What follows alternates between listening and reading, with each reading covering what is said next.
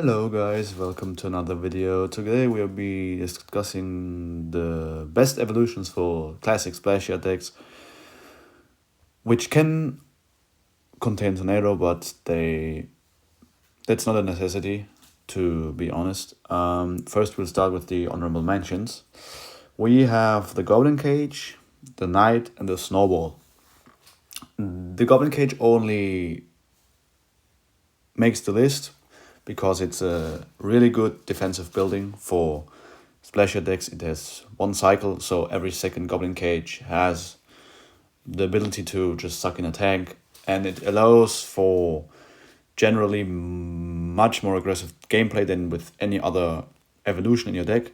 Nonetheless, you have other options like Tombstone or let's say a Bomb Tower or even Goblin Hut that can do the same job for less elixir or without wasting the evolution slot. So if you want to play it, it's a decent choice. It's a fine building, and it creates situations that are unique to this card.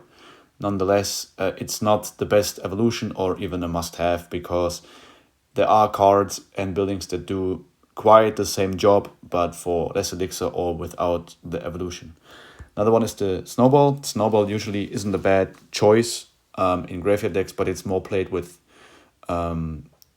graveyard decks that have a tank like Giant or Giant Skeleton. And it usually is paired with arrows because the arrow snowball combo is just so good. And usually poison and a snowball exclude each other because the poison already kills what it's supposed to do. And the snowball, especially the evolution, just pushes units out of its range, of its radius. So it's not the best choice for decks that contain poison, which every Splashyard deck does. And the other option is Knight. Why Knight? Knight, first of all, has a hero form that is much more versatile, especially right now where we have 2 slots that will change in March. But nonetheless, the evolution is solid if you don't have any other mini tank, but you can change it with so many cards. And another card that's on this list that is just better as an evolution in the decks that usually contain splashed elements. So after all, the Knight is a decent choice, but just to be blunt, the hero form and even the standard version is just better. And yeah, you don't need the Knight in most Splasher decks. You can just run Skeleton King, for example. Even Dark Prince or other mini tanks are fine. And as I've said, the most common evolution is definitely not the Knight. But now we will come to the official top 5. The 5th best evolution for Splasher decks is the Evo Executioner. Now you might think it's a weird choice because normally the Evo Executioner is played in Bridge Spam and other decks, but not necessarily Splashyard. But I think that the Evo Executioner is a really solid evolution for Splashyard decks.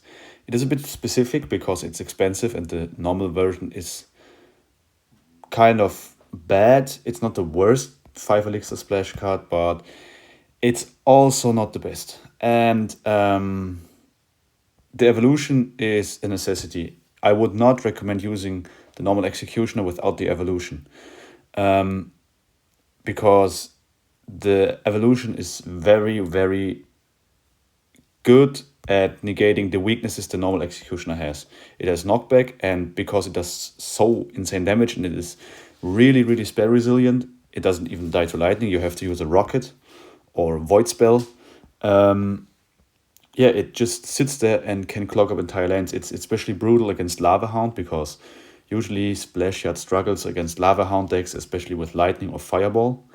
But with Executioner, you can just negate some matchups that usually are not that good, but most of the time the evolution Executioner just sits there, shreds entire beatdown pushes, or even little split lane pushes that usually are very, very difficult to defend, but it's not the most versatile option. You can interchange him with Ice Whiz, which is 2 elixir cheaper. Of course, it doesn't die to Fireball, but nonetheless, you really, really need to use the evolution. Otherwise, the Executioner is not optimal at all. Another point in its favor is that, as I said, it is really spell resilient. It survives lightning, and most matchups where the opponent has lightning are not the best, but Executioner doesn't care. You need another small spell or 8 elixir to really kill it, and that's quite an investment for most opponents. So I think that the Executioner has its place, and it's a really good evolution, but I would watch out because in the work in progress balance changes, it is awaiting a nerf to its knockback range. And yeah, the knockback is a very significant part of its design. And when the design is that heavily nerfed, it can especially kill the card. So I think that as of right now, you can use the Evo Executioner, but after the balance changes come through and the nerf remains the same, it's not the best choice at all after that nerf. Number 4 is Evo Witch. Why Evo Witch? Well, the Evo Witch has a natural synergy with Graveyard because it's a unit that without its evolution is usually prone to spells like poison. But in this deck, especially with the Ice Whiz and the Goblin Heart and the Graveyard, you have very good poison belt. And in many matchups, it's the same as with the regular Witch or the Executioner. It just sits there, clogs up the entire lane, and it has good distraction with its skeletons, and it just overall does a good job at what it has to, or it just does a really good job of what its role is in these kind of decks. And yeah, since the evolution was introduced, it always worked very, very well in graveyard decks and does to this day. So it's a natural inclusion. Another point in its favor is that it is a one cycle evolution like the Executioner. And one cycle evolutions, although it's 5 elixir, they tend to be played more often and yeah, are very available to the player. And yeah, overall, this card is very good. But in this matchup, we are playing against Evo Executioner, and Evo Executioner is a rough matchup because in its space form, it's countered by the Executioner, and even the evolved version is very good. But I think we'll still have a choice. Oh shit, that was a bad Evo Valkyrie. Oh shit, was it? That was shit. I fumbled. Yeah. But back to what I said. The card is very good at distracting and defending pushes, and it's natural poison bait. So if the opponent doesn't throw its spell on it, it just, yeah, sits there and can defend entire pushes, and that's really, really good. And right now our opponent has Golden Knight, which is an annoying card. Nope. Yeah, we can dash, it's fine. Okay. Right now I'm getting cooked.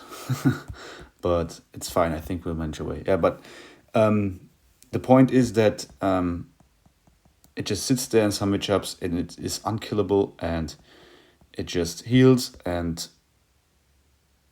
is quite literally unkillable. And even if in this matchup where the opponent has Lightning and Executioner, it's still very, very difficult to kill. Nonetheless, I think we are going to lose because the opponent has really good answers into our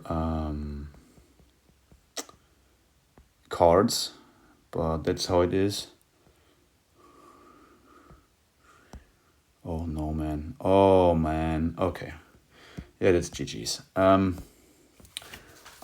We lost that round, but nonetheless, I think you saw that the role of the witch is quite literally to sit there, to distract cards and keep your cards in your own half, and yeah, just build counter pushes and win by that. But this matchup was kind of rough, so I think you saw the weaknesses of the card, but it's still a great option. Evolution number 3 is Baby Dragon. Baby Dragon is a very common addition and a staple in most Splashyard decks, especially the OG versions, and because it sticks around really nicely, it has natural synergy with the Tornado, and it's just very hard to kill for some matchups like Lockbait or Three Musketeers or some decks that don't have good air defense, and so you can just stack this card in your own half and kill small swarm troops and just build an elixir advantage of that. The reason it's only number 3 is that the card doesn't need its evolution to function in this deck archetype. It's still a really good evolution to have because it slows down opposing troops and can make your troops faster. So it's like having an Ice Whiz in another card that you can cycle really effectively. Nonetheless, it's not a must-have. The effect is really strong, but it's not like that the card is really, really necessary as an evolution. I think it's really necessary as a card itself, but you are not, you must, or you don't need the card as an evolution for it to function in this deck. So that's why I think that it's only number 3 in the rankings, although it is a solid card and a solid evolution. Usually the Baby Dragon evolution is a must-have in Beatdown, which this deck definitely isn't. But that's not the point. The point is that the effect in situations like this where you have a knight tanking and yeah, just slowing down opposing troops, boosting your own troops is very, very strong. And I think that the card as a whole is underrated. But because its main place isn't in those kinds of decks, it is not number 2 or number 1 on this list. So that's the main reason that the Baby Dragon isn't any higher on the list. But I think that's something that most people know, especially that are common with Graveyard. And yeah, I think that the Baby Dragon as a whole is vital for Splashyard decks because it has just those advantages. Of course, some decks don't play with Baby Dragon, but those are the exception. Of course, you can play Goblin Stein or any other card, but I think that the Baby Dragon still, for what it does, is the best card in Splashyard. And that's why I at least include it in most decks, if not every deck. And that's the point. That the card is really, really good without its evolution. But if you have it, use it. The evolution doesn't hurt it. It only brings benefits. So I think that if you can, you should use it. That's a perfect situation where the Baby Dragon is really good. You have just like this, yeah, push of many small units, and you just clump them up and slow them down, and yeah, it just sticks around. In this matchup, the opponent's deck doesn't contain a spell like lightning or fireball, and as you can see, I just stack my cards in my own half, and I think I can just decide the game by cycling poison and all the stuff on his tower, and he cannot really punish me for that, and that's amazing to see. But I still haven't won yet, so I think we should focus and really win this matchup. But I think I really have a hard counter here, so it should be no problem. But yeah, the baby dragon, really solid evolution and very, very good inclusion, but not a must-have, and that's why it's only on place number 3. A strong number 2 is Evo Furnace. Why Furnace? Well, first of all, many people have it. It was in a free-to-play project last year, so many of the player base has this card unlocked, and it's just natural, very strong in graveyard decks. Why? It's very cheap for what it does. It has insane range. It has fire spirits that pressure the opponent, and the evolution can stop whole pushes by itself, and it's poison bait. You just need to poison it, and if your opponent has a poison, it just it really baits out those spells that you want to bait out, and it allows for counter pushes, and really you can just aggressively spam your graveyards and can overcommit like that, because sometimes all you really need is a 4 elixir card to bail you out, and that's what it does. And it's a really solid card without its evolution, but the evolution is just so much better, and because many people have it, it's also a really accessible evolution, because I think most people have it, and that's the point.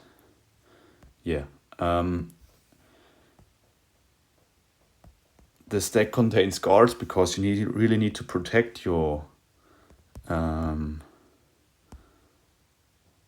furnace from some cards that really threaten it if they come close, and the guards are just the best defensive card to do it. The witch can do it by itself. The executioner also, it can peel and just knock troops back or distract it. But the furnace can't do that. The fire spirits kill themselves.